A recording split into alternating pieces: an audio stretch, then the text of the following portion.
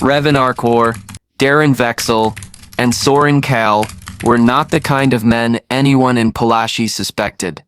To neighbors, they were ordinary faces blending into the crowd.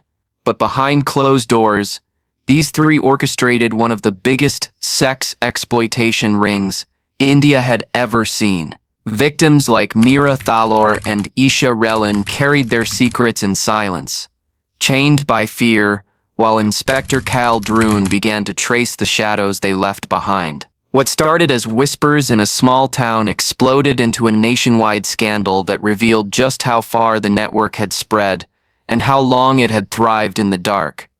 In the quiet lanes of Pollachi, life seemed deceptively peaceful. The air was filled with the smell of jasmine from the gardens, children played cricket in the narrow streets, and the markets buzzed with vendors calling out their prices. To an outsider, this was an ordinary town, untouched by the chaos of big cities. But underneath this facade of simplicity, a darker world thrived. Hidden in plain sight, a network of predators operated without the knowledge of most residents. It was not a new operation, nor was it accidental. It had been carefully built, step by step, by a man who understood the weaknesses of society and how to exploit them. His name was Ravin Arcor. Ravin had never stood out in the crowd. He was neither loud nor arrogant, but he had a way of gaining people's trust. That was his greatest strength and his most dangerous weapon.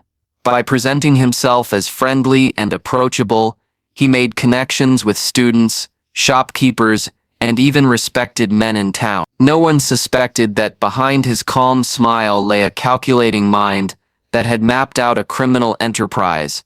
He had started small, experimenting with manipulation, trapping a few women in vulnerable moments, and recording them secretly. When those women tried to resist, he discovered the true power of fear. Threats of exposure silenced them, and in that silence, his control grew. Ravin was not alone in his plans. He carefully chose associates who had the same hunger for power and exploitation. Among them were Darin Vexel, a man who appeared to be nothing more than a motorcycle mechanic, and Soren Cail, a part-time contractor who blended easily into society. Together they worked like shadows, unnoticed, always present, but never seen for who they truly were. Each of them had different skills. Ravin was the planner, Darin handled logistics and transportation, while Soren took care of technology, ensuring that the videos they collected were stored, shared, and sometimes even sold. The three of them created an ecosystem of secrecy, feeding on silence and shame. What made their operation even more chilling was how ordinary their approach looked. They didn't use force in the beginning. Instead, they lured women through false promises of friendship, relationships, or opportunities. A simple conversation would lead to a private meeting, and soon, the victim would find herself in a trap carefully laid out for her. Every moment was documented without her knowledge. Once caught on camera, she became part of the network, locked in fear that any attempt to resist or speak out would ruin her reputation. In towns like Pollachi, where honor and family pride meant everything, this fear was stronger than change. The victims rarely spoke, and when they did, they spoke only in whispers to themselves. Many of them continued with their lives, attending college, going to the market, smiling at their families, while silently carrying the unbearable weight of blackmail. Ravin and his men thrived on this secrecy. Every woman who stayed silent made the group stronger, and every recorded file became another weapon of control. The network spread its roots deeper into the town, reaching more victims than anyone could imagine.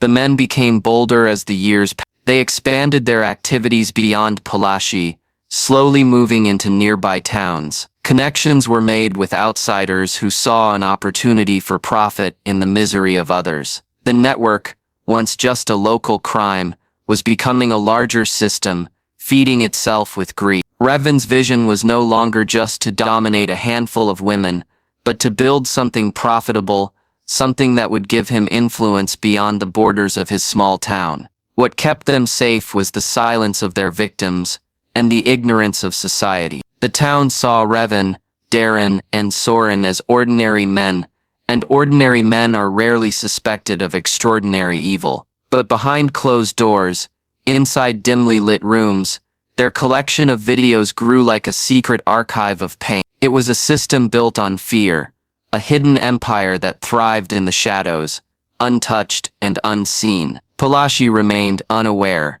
its peaceful surface masking the biggest secret it had ever held.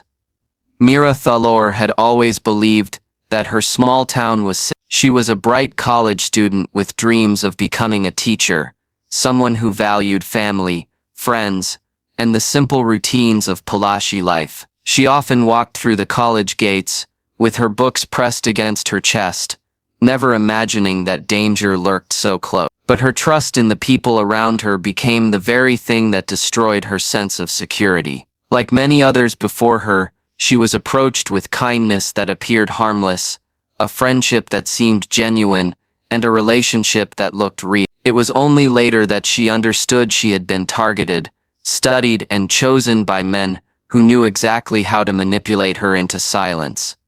The first time she realized she was trapped was when she received a message with a video she did not know existed. It was her face, her voice, her body, captured without her permission. She froze, her heart beating louder than her thoughts. The message that followed was clear.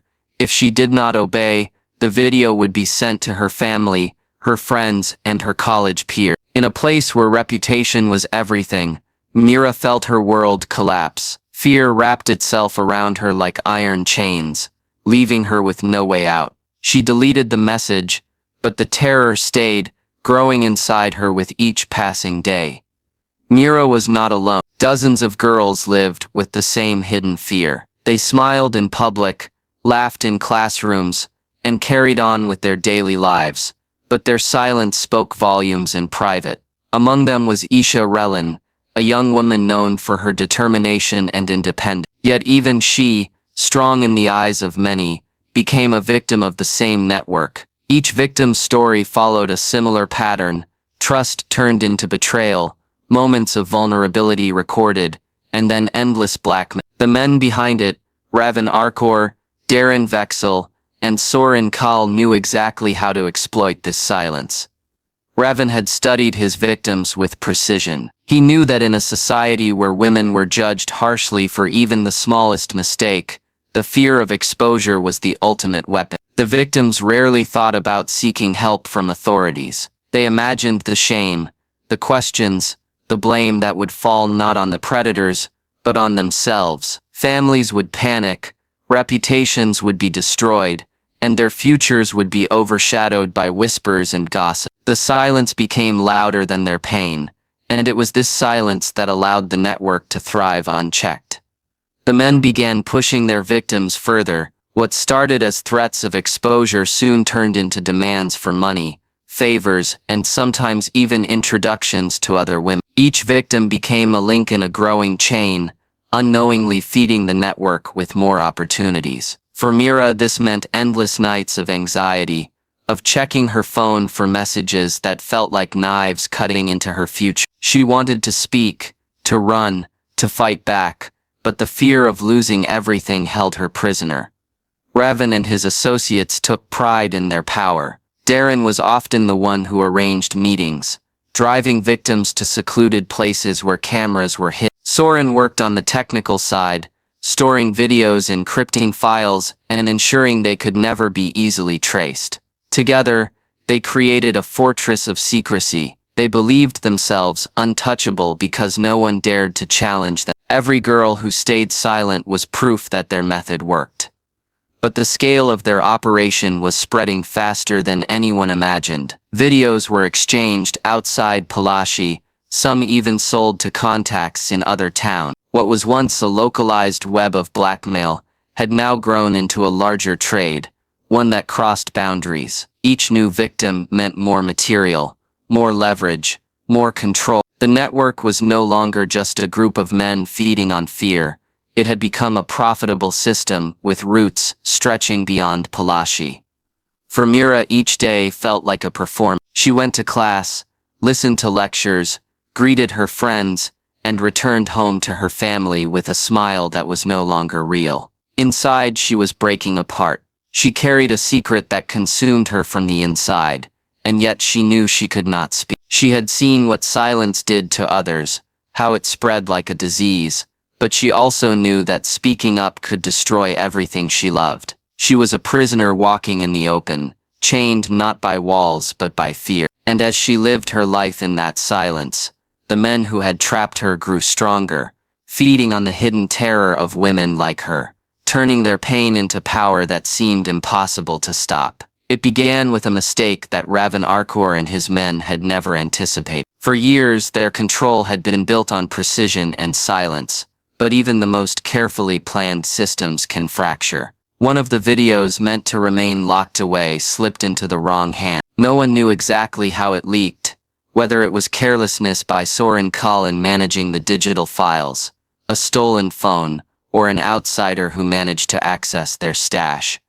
But the video appeared online, shared quietly at first, then spreading like wildfire through small networks. The content was unmistakable, and it pointed back to Pollachi.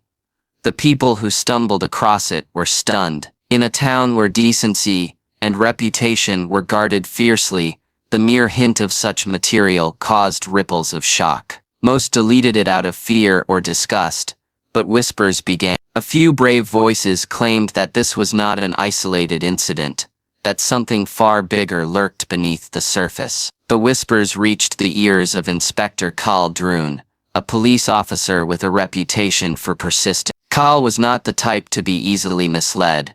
He had built his career on chasing threads that others dismissed. When the rumors of blackmail and videos surfaced, he decided to investigate, even though he had no idea of the magnitude of what he was about to uncover. Cael began quietly, gathering fragments of information without alerting anyone who might be involved. He spoke to shopkeepers, listened to students, and spent hours tracing online trails. What he found disturbed him deeply. There were too many similarities in the accounts he gathered. Young women approached under friendly pretenses, private meetings that turned into nightmares, and sudden, inexplicable silences from those who were once outspoken. Though no one would confess openly, the outline of a pattern was visible, like a shadow refusing to disappear. The difficulty lay in the victim's silence. Every girl Cael approached seemed terrified, unwilling to speak even in private. They feared exposure more than they feared their abuser. For a while, Cael wondered if he was chasing illusions, if the rumors were exaggerated stories spun by gossip. But the leaked video was undeniable proof. Someone was orchestrating something organized, something too large to be dismissed as coincidence. Ravin and his associates noticed the disturbance as well. They had always known that one exposure could threaten their empire, and the video's leak was a crack in their carefully built walls. They scrambled to control the damage. Darin Vexel pressured victims harder than before,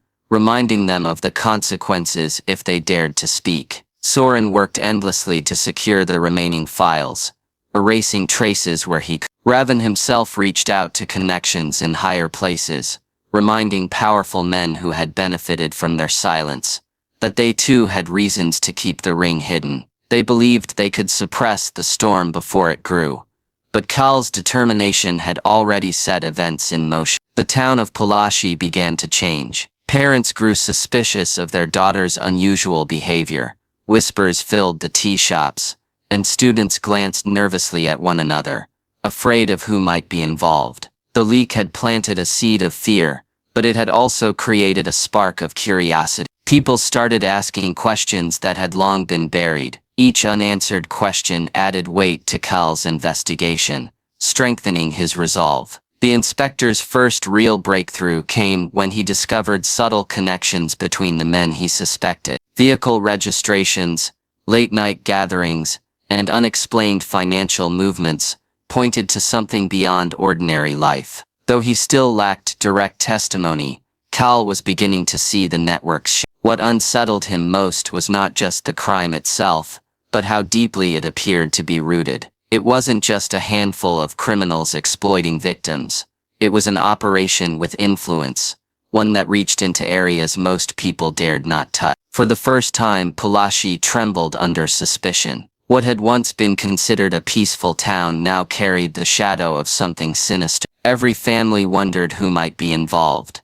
Every student feared being the next victim, and every victim silently prayed that their secret would not come to light. The ring had operated in darkness for years, untouched and unseen, but the leak had opened a crack. It was small, but through that crack, the first light of truth had begun to shine. The men who thought themselves invincible had made a mistake, and Inspector Kael was not the kind of man to let a mistake go unpunished. Inspector Kael Dhrune had learned long ago that the most dangerous enemies were not always those who carried weapons, but those who carried influence. As he pieced together the fragments of the Pollachi ring, he realized he was not dealing with a handful of predators, but with a system that had grown roots deep into society. Ravin Arcor and his men were clever enough to stay hidden, but the true danger came from the people who quietly protected them. Businessmen, politicians, and community leaders had connections to the ring, and each of them had reasons to ensure silence. Kael knew that a single misstep could destroy his investigation before it truly began. He moved cautiously,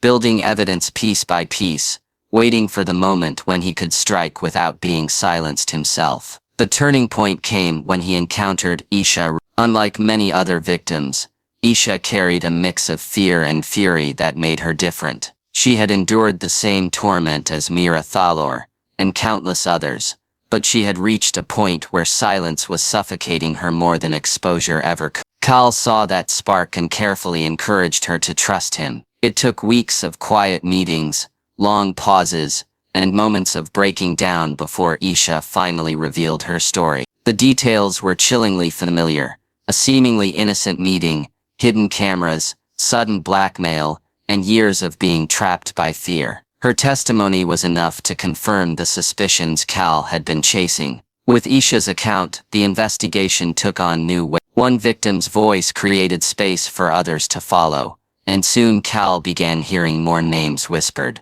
The same locations kept appearing: remote farmhouses, a rented lodge on the outskirts of town, and vehicles used repeatedly for transport. He mapped the details with precision, creating a picture of the ring's movements. Each new piece of information confirmed that Ravin, Darin Vexel, and Soren Cail were at the center of the operation. Still, Kael knew testimony and suspicions alone would never be enough. He needed undeniable evidence. That evidence came during a raid. With court approval and the quiet backing of a handful of officers he trusted, Kael moved on a suspected hideout. Inside they found what the victims had described for years: phones stacked in drawers, hard drives filled with folders, and laptops carefully hidden under false bottoms of cabinets. When the files were opened, the scope of the ring revealed itself. There were hundreds of videos, each one carrying the fear and humiliation of a victim.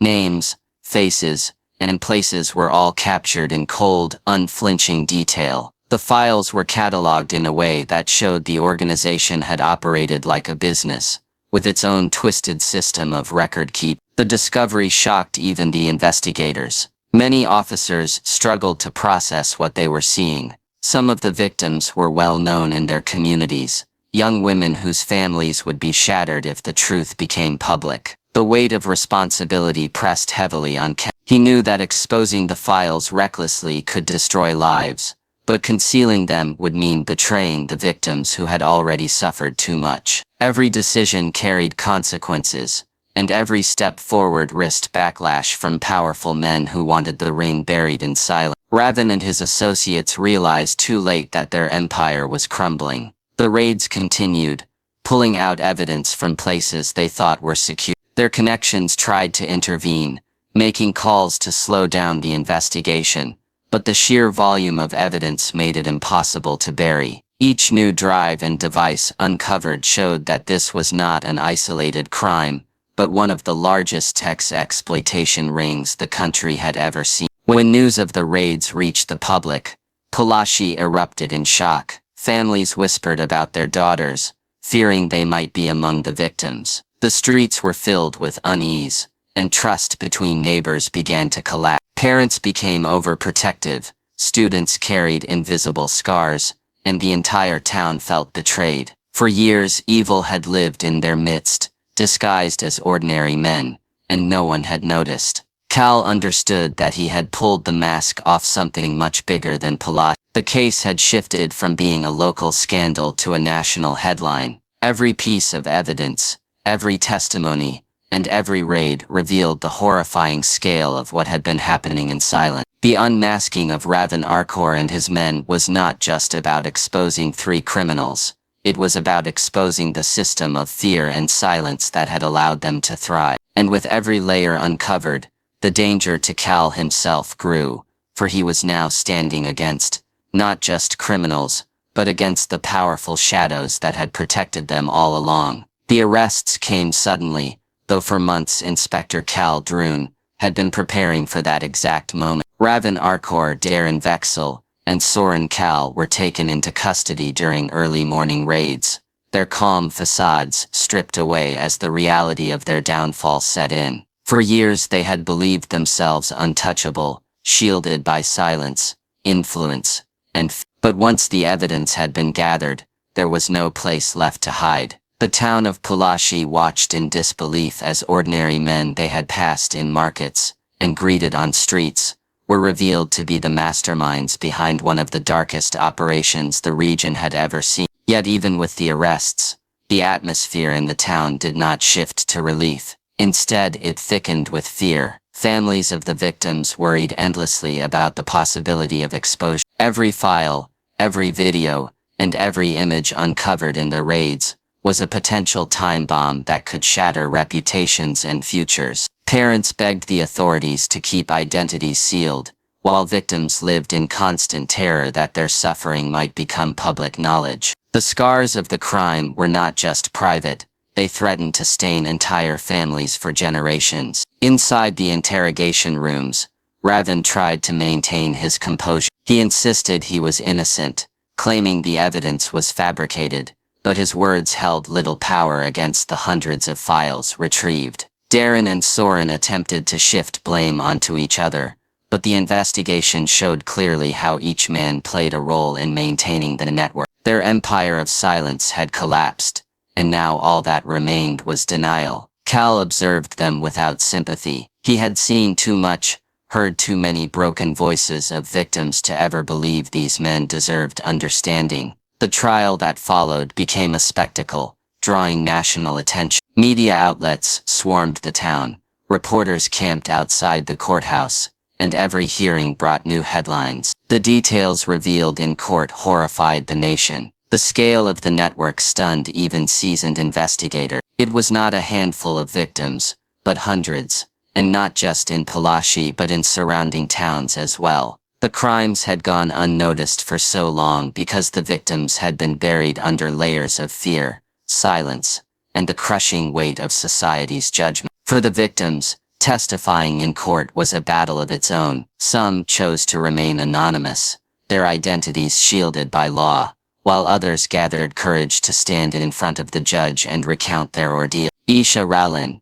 whose testimony had opened the floodgates, became a symbol of resistance. Her voice shook as she spoke, but her words carried enough weight to remind the court of the human cost behind the evidence. Mira Thalor never appeared publicly, though her presence was felt through documents and testimony shared discreetly. Each story that emerged added another layer to the ring's exposure, making it impossible for anyone to claim ignorance. The sentencing was heavy but could never truly balance the suffering inflicted. Ravin, Darin, and Soren received decades of imprisonment, their names permanently etched into the nation's memory as predators who thrived on fear. The verdict brought a moment of justice, but it also left behind a trail of pain. For the victims, justice did not erase the memories, the humiliation, or the years lost to silence. They had won in court, but carried battles within themselves that would last far longer than any prison sentence. Even after the case closed,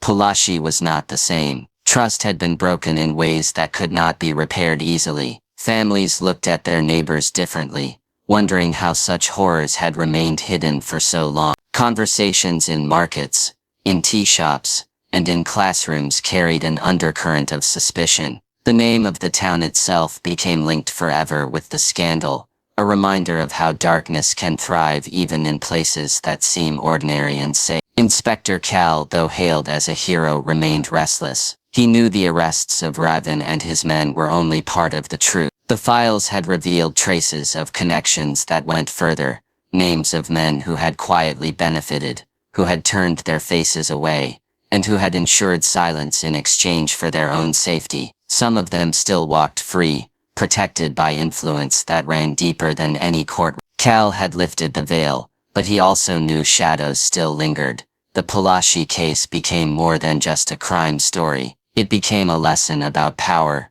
fear, and silence. The victims who once hid in shame had shown the courage to speak, and in doing so they cracked a system that had thrived in darkness. But the haunting truth remained. For every ring exposed, countless others could still exist, hidden in towns across the country, feeding on silence the way Ravin's empire once had. Pollachi carried its scars, and the world carried its warning that evil often wears the face of the ordinary, and it is only when silence is broken that its true nature is revealed.